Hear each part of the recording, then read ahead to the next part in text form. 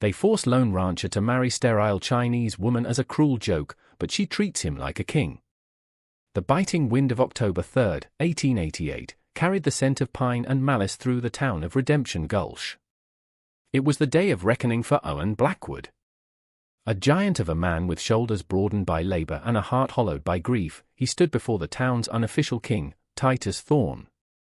At 40, Owen had buried his wife a year prior and was raising his 7-year-old daughter, Lily, on a ranch that was more debt than land. Thorne, a man whose wealth was built on the misfortunes of others, smiled a predator's smile. "The deal is simple, Blackwood. Your debt is forgiven, your ranch is yours, free and clear. All you have to do is take the woman." It wasn't a deal, it was a humiliation. Thorne wanted to break the one man in the valley who had never bowed to him. The whole town had gathered, not in a church, but outside the saloon, their faces a mixture of pity and cruel anticipation. This was sport. A wagon pulled up, and 2 of Thorne's men roughly pulled a woman from the back. She was small, delicate, dressed in a simple, dark tunic and trousers that marked her as foreign. Her name was Mai Lin. Her jet-black hair was bound in a simple knot, and her dark, almond-shaped eyes held a history of sorrows Owen couldn't begin to fathom. She had been brought to America under the promise of a respectable life, only to be sold to men like Thorne. "She's Chinese," Thorne announced to the laughing crowd. "And they say she's barren. Useless cargo. But she'll keep your house, Blackwood." A cruel joke for a stubborn man. Owen's hands clenched into fists. He looked at Mai Lin, who stood with impossible stillness, her gaze fixed on the dirt. Then he looked toward the general store, where his daughter Lily hid, her pale face stricken with confusion and fear. He thought of his wife, Annabelle, and the promise he'd made to keep their home, to keep their daughter safe. This mockery was the price. "I'll take her." Owen's voice was a low growl that cut through the laughter. There was no ceremony, no ring. Just a bill of sale for his debt, paid with a human being. He helped Mai Lin onto his wagon, her touch as light and cool as a ghost's. She carried nothing but a small, cloth-wrapped bundle.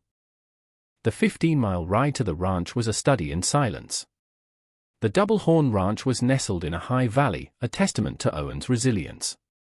The log house was sturdy, but the porch sagged and wildflowers had given way to weeds since Annabelle's passing. "This is it," he said gruffly, not looking at her. She simply nodded, her eyes taking in the stark, wild beauty of the place. Inside, the house was clean but empty of warmth. A thick layer of dust and grief covered everything. That first night, he pointed to a small room at the end of the hall. "You sleep there. The girl's room is next to it. Stay out of my way." He expected tears, or pleas, or defiance. He got none of it. She bowed her head slightly and disappeared into the room, closing the door softly behind her. Owen sat at his table, the silence of the house pressing in on him, now occupied by a stranger who was a living symbol of his defeat. The next morning, Owen awoke to a smell he hadn't experienced in over a year, fresh coffee and baking bread. He walked into the kitchen to find Mai Lin moving with quiet efficiency. The room was spotless. A fire crackled warmly in the hearth, and a simple breakfast of eggs and perfectly browned bread was set on the table. She poured him a cup of coffee without a word and then turned her attention to a bowl of dough. He ate in stunned silence. It was the best food he'd had since Annabelle. When he finished, she cleared his plate. He expected nothing, but her presence was a quiet industry that slowly began to push back the gloom. Over the next week, the house transformed. Dust vanished. His mending was done, the stitches so fine they were nearly invisible. The windows were washed until they sparkled, letting in the autumn light. She moved like a whisper, never speaking unless spoken to, her days filled with a relentless, gentle purpose. Lily, however, remained a fortress of resentment. "She's not Mama," she'd cry at night. "I don't want her here." Mai Lin never forced herself on the child. Instead, she left small offerings, a perfectly carved wooden bird on Lily's windowsill, a bowl of sweet rice porridge by her door, her favorite dress, washed and mended after a fall. she treated Lily's hostility with the same quiet patience she applied to everything else. Owen found himself watching Mai Lin, perplexed. This wasn't the behavior of a slave or a prisoner. It was the careful, deliberate tending of a home. She was treating him not like a master, but like someone worthy of care. She treated his home like a sanctuary. She was treating him like a king in a castle that was crumbling around him. The first true shift came during a blizzard 3 weeks into their arrangement. A calf had been born weak and was shivering its way toward death in the barn. Owen had seen it happen 100 times and knew it was a lost cause. He came inside, defeated, to find Mai Lin gone. He found her in the barn, cradling the calf in old blankets. She had brewed a strange-smelling tea from herbs she'd gathered and was patiently spooning the warm liquid into the animal's mouth. "It's no use," he said harshly. "It's dying." She didn't look at him. "Life does not give up so easily," she whispered, her first unsolicited words to him. "We should not either." She stayed with the calf all night. By morning, the tiny animal was standing on wobbly legs, alive. Owen stared at her, this small, silent woman who had defied a mountain winter to save one worthless calf. He saw not weakness, but a strength as profound and unyielding as the mountains themselves. That afternoon, he found Lily in the kitchen, watching as Mai Lin's clever hands folded dough into intricate shapes. "What are those?" Lily asked, her curiosity finally outweighing her suspicion. "Dumplings," Mai Lin said softly. A taste of my home. She showed Lily how to pinch the edges, and for the first time, the child smiled in her presence.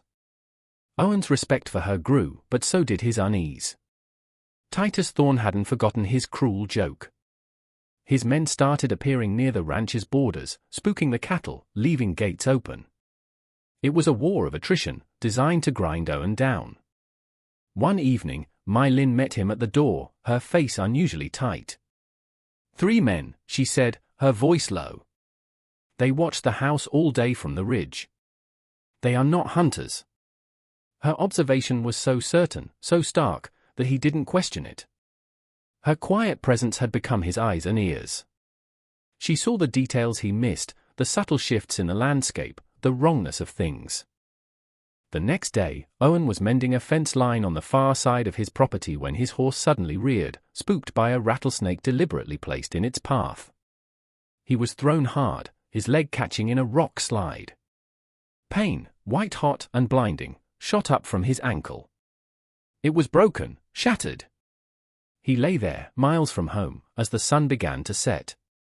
Back at the ranch, Mai Lin knew something was wrong. Owen was never late. She waited until dusk, her calm finally breaking. She put a sleeping Lily to bed, then banked the fire, wrapped herself in a heavy cloak, and took the lantern. She followed the fence line, calling his name into the vast, cold darkness. She found him hours later, semi-conscious and shivering. He looked up, his vision blurry. "Mai Lin?" She wasted no time. Using strips of her own tunic and 2 sturdy branches, she set his leg in a crude but effective splint. Getting him back to the house was a nightmare. He leaned on her small frame, each step an agony that sent waves of blackness through his mind. Her strength was astonishing. She half carried, half dragged him through the unforgiving terrain. Back in the house, she cut away his boot and trousers to reveal the swollen, discolored mess of his ankle. A break this bad, out here, was a death sentence. Infection would set in, and then fever. "There's no doctor for 50 miles, he rasped, his skin clammy with shock. "I know," she said. She went to her room and returned not with whiskey and a knife, but with items from her small bundle, dried herbs, strange-smelling powders, and a set of long, thin, silver needles. "What is that?" he asked, a flicker of fear in his eyes. "An old way," she said. "Trust me." He had no choice. He lay back as she boiled water, ground the herbs into a poultice, and sterilized the needles in the flame of a candle. She worked with an unnerving focus. The poultice she applied was cool and soothing. Then, she took one of the needles. He flinched as she found a pressure point in his hand, inserting the needle with a quick, painless twist. She placed others in his arm and near his good leg. A strange warmth spread through his body, and the sharp edges of his pain began to dull, softening into a manageable ache. For 3 days, she barely slept, tending to him with a devotion that went beyond duty. She changed the poultice, administered bitter teas that kept the fever at bay, and fed him nourishing broths. Lily, seeing her father so helpless, clung to My Lin, her last defense finally crumbling. On the 4th day, the swelling in his ankle had gone down dramatically. The pain was a dull throb. He watched My Lin as she stirred soup on the stove, her silhouette framed by the morning light. She had saved his life. This woman, who was meant to be his shame, had become his salvation. My Lin, he said, his voice thick. She turned. Why? She looked at him, her dark eyes unreadable. You gave me a home when I had none. You did not beat me. You let me be. Kindness must be repaid. That wasn't kindness, he said, ashamed. That was pride. I wouldn't let Thorn see me broken. Intentions do not matter, she replied softly. Only actions.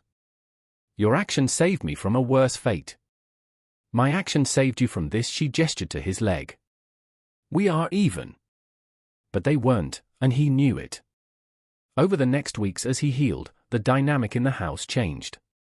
He started talking to her, asking about her home, her family. She spoke of a life of scholarship and honor in a province by the sea, of a father who was a respected scholar, and of the betrayal that had landed her here. He, in turn, told her about Annabelle, about his dreams for the ranch, about his love for his daughter. The space between them filled with a quiet understanding. He began to see not a fragile Chinese woman, but a person of immense courage and dignity. When he could finally walk with a crutch, he knew Thorn would not wait forever. His men would be back. He thinks I'm finished, Owen said one evening, staring into the fire. A man is only finished when his spirit is broken, My Lin said, mending one of Lily's shirts. Yours is not. Her simple faith in him was like a shield. The next morning, he cleaned his rifle. I'm going to town. It is a trap, she stated, not as a warning, but as a fact. I know. But I'm not running from him anymore, he looked at her. This is my home. Our home. The word hung in the air between them. Our. He rode into Redemption Gulch, not as a broken man, but as a man with something to fight for. Thorn and his men were waiting for him in the saloon, expecting a plea for mercy. They didn't get one. Thorn, Owen said, his voice ringing with authority. Your games are over. Leave my family alone. Thorn laughed. Your family? You mean the little girl and the barren china doll? I own you, Blackwood. You own nothing, Owen replied. As Thorn's men moved to grab him, the saloon doors swung open. 3 other ranchers, men who had long suffered under Thorn's thumb but had been too scared to act, stood there, rifles in hand. Owen's quiet defiance, his survival, had given them courage. The fight was short and brutal. Thorn, for all his bluster, was a coward. When it was over, he was bloodied and defeated on the saloon floor. Get out, Owen said. And if you ever come near my land or my family again, I'll bury you on it. Thorn and his men left town that day and never returned. Owen returned to the ranch at sunset, bruised but victorious. My Lin was waiting on the porch. She said nothing, but her eyes held a universe of relief. That night, for the first time, he didn't go to his own room. He stood at her door, hesitant. She opened it, and the silent question in his eyes was met with the silent answer in hers. He stepped inside. It was not a union of passion, but of profound gratitude and a deep, quiet love that had grown in the unlikeliest of soil. Winter passed into a gentle spring. The ranch began to thrive. The house, once a place of sorrow, was now filled with the sound of Lily's laughter and the smell of My Lin's cooking. Owen found himself smiling more than he had in years. One evening in late April, My Lin came to him in the barn, her expression a mixture of terror and wonder. Owen, she began, her voice trembling slightly. I feel different. I have been unwell in the mornings. His blood ran cold. He thought of illness, of all the dangers this harsh life held. She took his large, calloused hand and placed it on her stomach. The townspeople were wrong. My family was wrong. I am not barren. The word struck him with the force of a physical blow. He stared at her, then down at her belly, where his hand rested. A miracle.